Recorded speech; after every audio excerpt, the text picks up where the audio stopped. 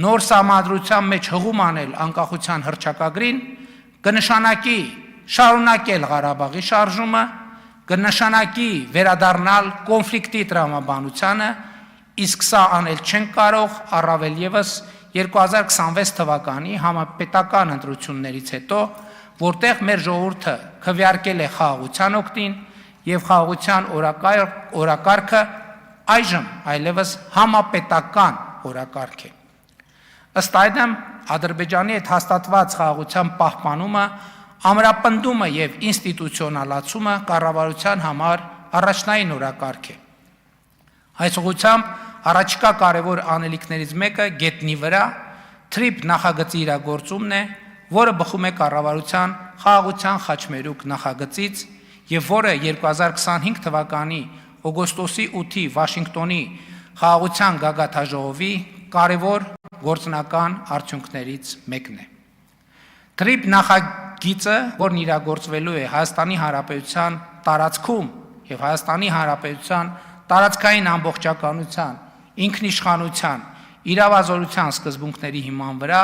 վերջ է դնելու Հայաստանի շրջափակմանը։ Հայաստանի շրջափակումը իդեպ հիմա արդեն մասամբ հաղթահարված է, որովհետև 2025 թվականի նոյեմբերից Ադրբեջանի երկաթուղին Վրաստանի տարածքով բաց է Հայաստան ներմուծումների եւ Հայաստանից արտահանումների համար, իսկ Ախալքալակ Կարս երկաթուղին, ինչպես տեղյակ եք, մայիսին բացվեց Հայաստանից արտահանումների եւ դեպի Հայաստան ներմուծումների համար։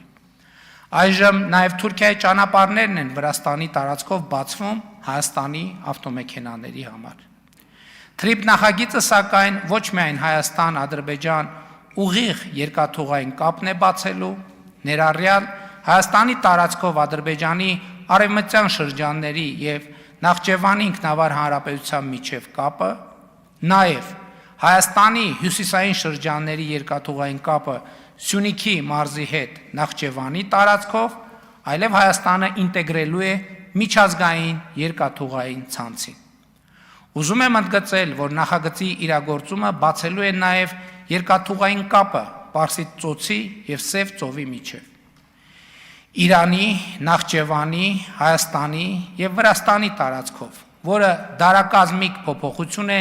թե Իրանի, թե Ադրբեջանի, թե Հայաստանի, թե Վրաստանի համար։ Հայաստանն այսպիսով երկաթուղային կապ է ստանալու Իրանի Իսլամական Հանրապետության հետ։ Ուշադրություն եմ հրավիրում այն փաստի վրա, որ Պարսից ծոց Սև ծով երկաթուղին թրիփի հետ ուղիղ կապ չունի, այսինքն այդ նախագծի մաս չէ։ Նրա վերաբացումը դառնալու է տարածաշրջանային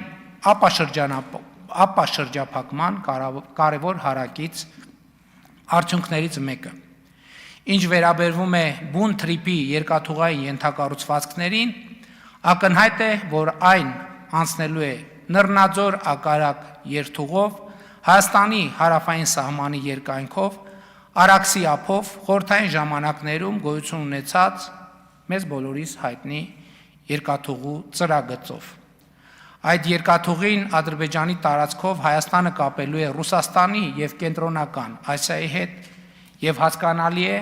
որ դրանով ահռելի բեռնափոխադրումներ են իրականացվելու հատկապես արևելքից արևմուտք։ Այդ բեռներն անխուսափելիորեն անցնելու են թրիփով Նռնաձոր ագարակ երկաթուղիով։ Հասկանալի է, որ ագարակից բեռները մտնելու են Նախճեվան եւ այստեղ է, որ մեզ համար ծագում է մի իրադրություն, որի կառավարումը էական նշանակություն ունի Հայաստանի համար։ Իսկ այդ իրադրությունը հետեւյալն է. խորհրդային ժամանակներում Նախճեվանից երկաթուղին Արտի մարզի երասք բնակավայրով մտել է Հայաստան եւ շարունակվել է մինչեւ Շիրակի մարզի Ախուրիկ բնակավայր, ապա եւ մտել Թուրքիա։ Ու մենք հիմա տեսնում ենք, որ միջազգային ներդրողները ոգևորված լինելով թրիփ նախագծով եւ ներդրումներ անելու մեծ ախորժակ ունենալով երասք Ախուրիկ երկաթուղային հատվածը շրջանցելու ուղիներ են փնտրում։ Փնտրում են սխեմա, որ բեռները Նռնաձոր ագարակ երկաթուղով Նախճեվան մտնելուց հետո դեպի արևմուտք ընթացքը շարունակեն ոչ Հայաստանի երկաթուղով, այլ շրջանցեն Հայաստանի երկաթուղին։ Սա մեզ համար մեծ խնդիր է, որովհետև նման սցենարում Հայաստանը մեծ եկամուտներ, ներդրումներ, պոտենցիալ, աշխատատեղեր, զարգացման հնարավորություններ է կորցնում։ Իսկ ինչու են ներդրողները, բեռնափոխադրողները, ապրանքներ վաճառողներն ու ձեռքբերողները ուզում խուսափել երասխ ախուրիկ երկաթուղուց։ Մի պարզ պատճառով երկաթուղու այդ հատվածը, թեև Հայաստանի լիարժեք սեփականությունն է, գտնվում է ռուսական երկաթուղու կառավարման ներքո։ Իսկ Ռուսաստանի եւ Արևմուտքի բարդ հարաբերությունները, Ռուսաստանի նկատմամբ կիրառվող պատժամիջոցները, միջազգային ներդրողներին, բեռնափոխադրողներին եւ առևտրի մասնակիցներին ստիպում են խուսափել, դա ռիսկ համարել եւ ռիսկի չդիմել, ուղղակի կամ անուղղակի պատժամիջոցային սահմանափակումների կամ նման ռիսկ ունեցող ենթակառուցվածքի հետ աշխատելով, այսինքն նրանք համարում են, որ աշխատելով նման ենթակառուցվածքների հետ ռիսկի են դիմում։ Մանավանդ եթե հաշվի առնենք թրիպով բեռնափոխադրումների ամենախոշոր հաճախորդները լինելու են այն երկրները, որոնք պատժամիջոցներ են կիրառել Ռուսաստանի դեմ։ Հավանիչ տեսանյութը եւ բաժանորդագրվիչ նորությունները բաց չթողնելու համար